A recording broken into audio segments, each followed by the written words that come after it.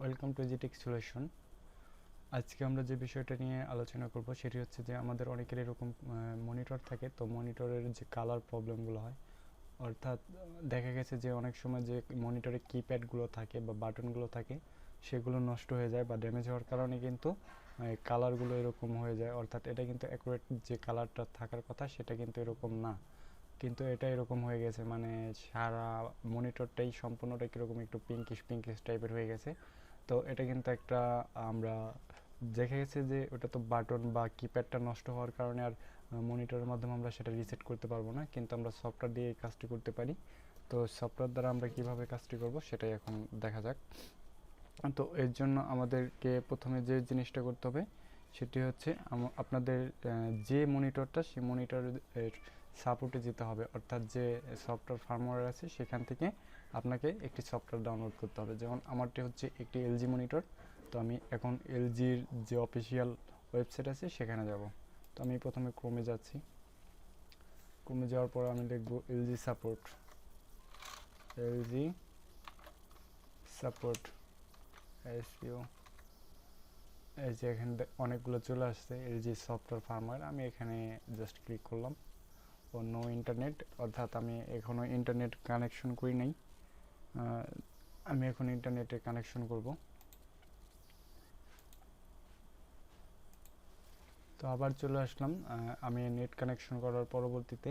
তো net connection করার পরে দেখেন আমার এরকম একটা ইন্টারফেস চলে আসছে। তো আমি এখান থেকে যাব হচ্ছে সাপোর্টে।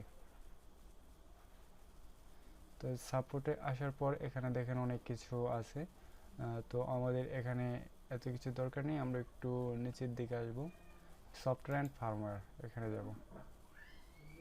সফটওয়্যার অ্যান্ড ফার্মওয়্যার যখন আসব তখন আমরা কিন্তু এখানে একটা সার্চ বাই মডেল, তো আপনার এখানে যে মনিটরের যে মডেলটি থাকে মডেল নাম্বারটি সেটি এখানে লিখবেন। তো ধরুন আমার যে মনিটরটি এটির মডেল হচ্ছে 19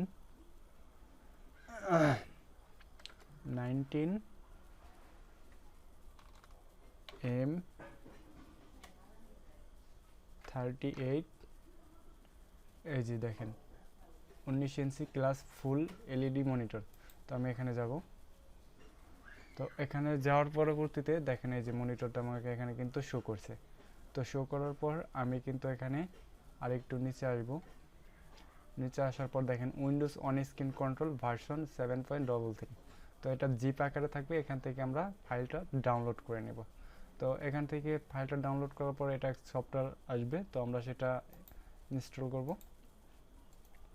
সেটা। তো যাই হোক আপনারা সফটওয়্যারটি ডাউনলোড করার পর আপনারা ইনস্টল করবেন। ইনস্টল করার পরে তো এই যে দেখেন সফটওয়্যারটা আপনারা এখানে ওপেন করবেন, ওপেন করলে এরকম চলে আসবে।